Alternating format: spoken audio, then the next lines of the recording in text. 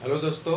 तो आज हम लोग अर्थशास्त्र का बहुत ही इम्पोर्टेंट टॉपिक पढ़ने जा रहे हैं। हम लोग इसको बारीकी से समझेंगे तो हर प्रतियोगिता परीक्षा में ये इस टॉपिक से प्रश्न पूछा जाता है। तो आज हम लोग का टॉपिक है नेशनल इनकम, जिसको हिंदी में राष्ट्रीय आय कहते हैं। इसका कंसेप्ट हम लोग पहले समझेंगे, उसके बाद इस नेशनल इनकम को अकाउंटिंग कैसे किया जाता है, इसका आकलन कैसे किया जाता है, किन किन विधियों से किया जाता है। तो नेशनल इनकम में हम लोग पहले देखते हैं, फर्स्ट है फाइनल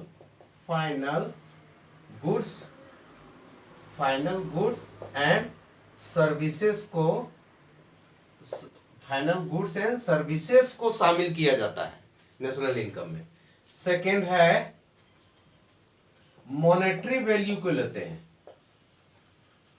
क्या लेते हैं? मॉनेटरी वैल्यू को, मनी वैल्यू को लेते हैं, मनी वैल्यू। थर्ड है विद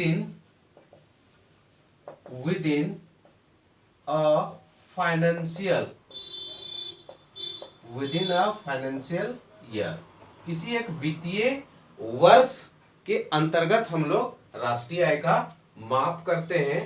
और नेक्स्ट 4 है, फर्स्ट हो गया final goods and services,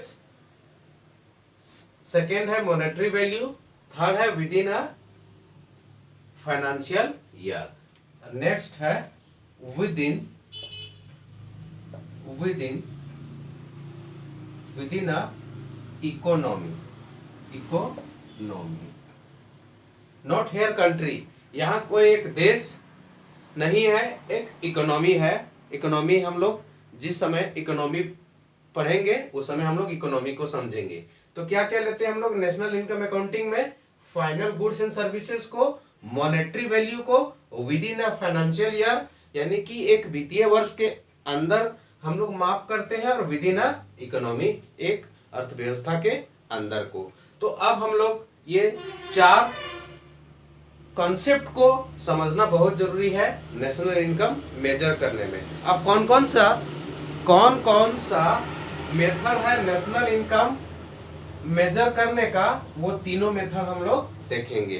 3 method है। फर्स्ट है प्रोडक्ट मेथड। प्रोडक्ट मेथड, इसी को हम लोग वैल्यू एडेड मेथड बोलते हैं। सेकेंड है इनकम मेथड, जिसको हिंदी में हम लोग आय विधि कहते हैं। और थर्ड है एक्सपेंडिचर मेथड।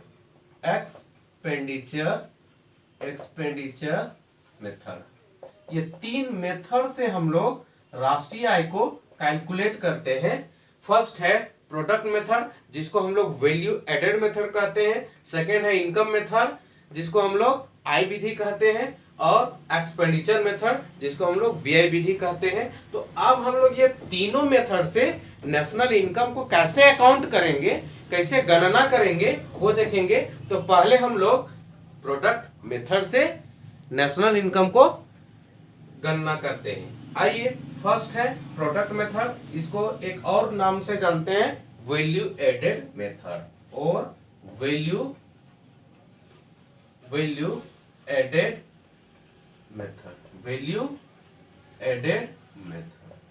ये मूल्य वृद्धि विधि, उत्पाद विधि। तो हम लोग इस फर्स्ट मेथड में हम लोग कैसे मेजर करते हैं नेशनल इनकम को? तो दोस्तों, हमारा जो इकोनॉमी है, नॉट कंट्री, कोई एक देश का नाम नहीं ले रहे हैं। इकोनॉमी मतलब हम लोग जब इकोनॉमी को समझेंगे, इकोनॉमी में हमारा जहां तक जाती है हमारा इकोनॉमी, कोई भी देश का इकोनॉमी, वहां तक एक आप विदेश भी चले जाइएगा इकोनॉमी जब पढ़िएगा। तो इकोनॉमी का कंसेप्ट जब हम लोग पढ़ेंगे उस समय हम लोग अच्छा से देखेंगे। अभी हम लोग देख रहे हैं इसको कौन कौन से मेथड को से हम लोग कैलकुलेट करेंगे नेशनल इनकम को, वो देखना है हम लोग को आज। तो फर्स्ट है कि एक इकोनॉमी में जितने भी गुड्स एंड सर्विसेज, क्या एक इकोनॉमी में जितने भी गुड्स एंड सर्विसेज का प्रोडक्शन किया जाता है, उत्पादन किया जाता है, उसका टोटल मार्केट वैल्यू या उसका प्राइस को, इसको हम लोग मैथमेटिकली देखेंगे तो summation of Q I into P I, I 1 I, यानी कि इसका अनंत जितने भी गुड्स एंड सर्विसेज हो रहा है उसका टोटल क्वांटिटी को हम लोग उसका एवरेज प्राइस से मल्टीप्लाई कर देंगे तो मेरा क्या आएगा दोस्तों, GDP एट मार्केट प्राइस आएगा। क्या आएगा, हम लोग जितने भी इकोनॉमी में गुड्स एंड सर्विसेज का प्रोडक्शन हुआ उसको हम प्राइस से इनटू करेंगे तो मेरा GDP एट मार्केट प्राइस आएगा। और जब इसमें हम लोग डेप्रिसिएशन माइनस कर देंगे, डेप्रिसिएशन हम बता चुके हैं पिछली वीडियो में, या फिर अच्छा से कभी क्लास लिया जाएगा तो फिर से हम बताएंगे डेप्रिसिएशन क्या होता है। तो डेप्रिसिएशन माइनस कर देंगे तो मेरा ग्रोस था, यहाँ नेट आ जाएगा, net value NDP eight market value. Next अब हम लोग NIT माइनस करेंगे, NIT माइनस करेंगे तो क्या हो जाएगा, हम लोग का मार्केट प्राइस से फैक्टर कॉस्ट आ जाएगा NDP एट फैक्टर कॉस्ट।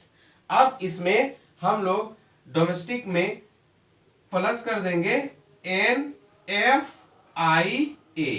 सभी कंपोनेंट को हम बता चुके हैं, डेप्रिसिएशन क्या होता है, NIT क्या होता है, NFI क्या होता है, उस वीडियो में जाके आप देखेंगे तो अच्छी तरह से बताया गया है।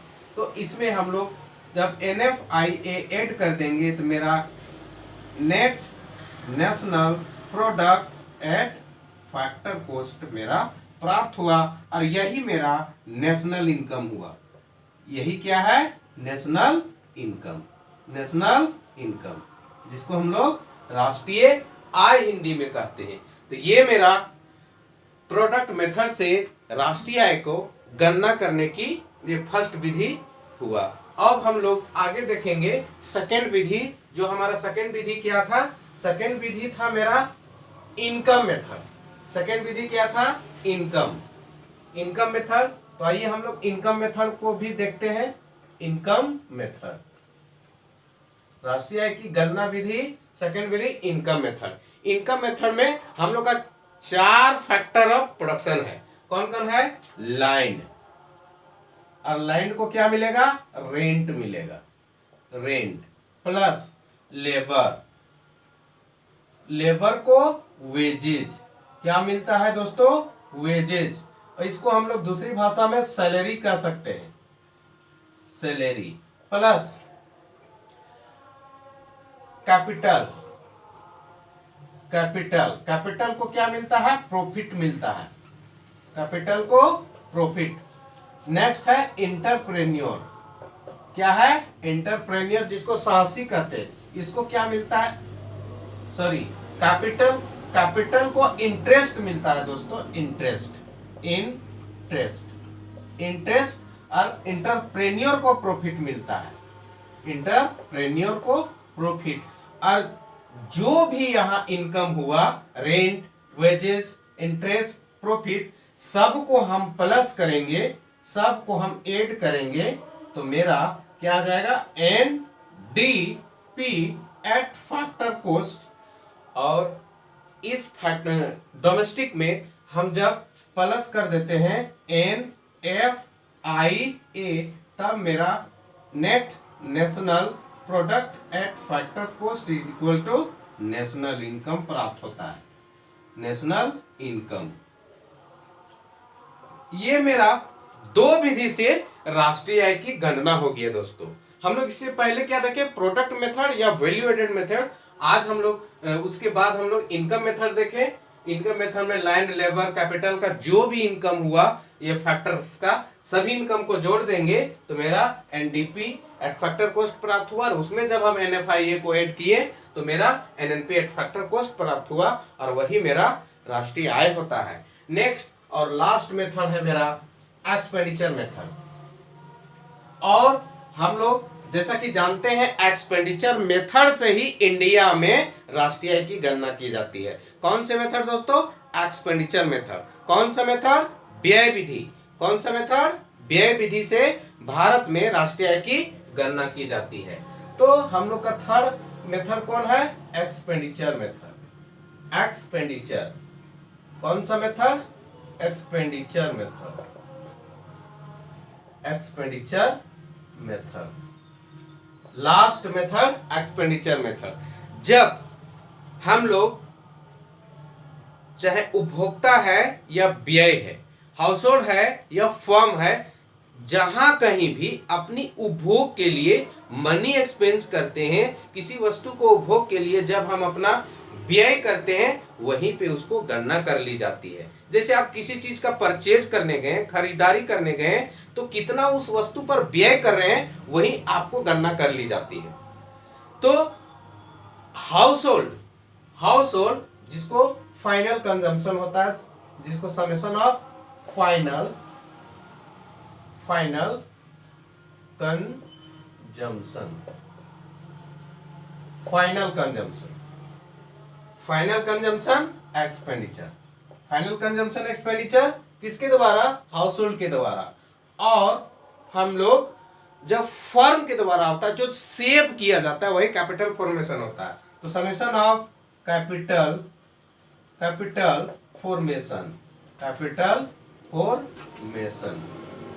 फॉर्मेशन। तो इसको हम लोग सी बोलेंगे, ये आई हो गया। तो जब हम लोग सी प्लस आई को ऐड कर देंगे दोस्तों, तो ये मेरा क्या प्राप्त होगा? GDP eight market price. जो उसके बाद हम लोग NNP एट फैक्टर कॉस्ट कैसे प्राप्त होता है GDP एट मार्केट प्राइस से, हम लोग पिछला मेथड में देख चुके हैं। अगर हम लोग भूल गए होंगे तो फिर से देखते हैं। हम लोग इसमें नेट निकालने के लिए माइनस कर देते हैं डेप्रिसिएशन, तो क्या प्राप्त हो जाता है? Net domestic product at market price. और उसके बाद फिर NIT माइनस करेंगे तो मेरा प्राप्त हो जाएगा NDP एट फैक्टर कॉस्ट। और जब प्लस कर देंगे NFIA, तब मेरा net national product at factor cost प्राप्त हुआ। और यही मेरा नेशनल इनकम हो गया। क्या हो गया दोस्तों? नेशनल इनकम हो गया। नेशनल इनकम हो गया। और ये तीन विधि से हम लोग राष्ट्रीय आय की गणना करते हैं। हम लोग तीन विधि देखें। कौन कौन विधि? प्रोडक्ट मेथड, इनकम मेथड और एक्सपेंडिचर मेथड। जो एक्सपेंडिचर मेथड से ही इंडिया में कैलकुलेशन किया जाता है राष्ट्रीय आय की। तो हम लोग का आज का क्लास बहुत ही महत्वपूर्ण था। इस वीडियो को आप बार बार देखें और अपना दिमाग में बैठा लें। धन्यवाद।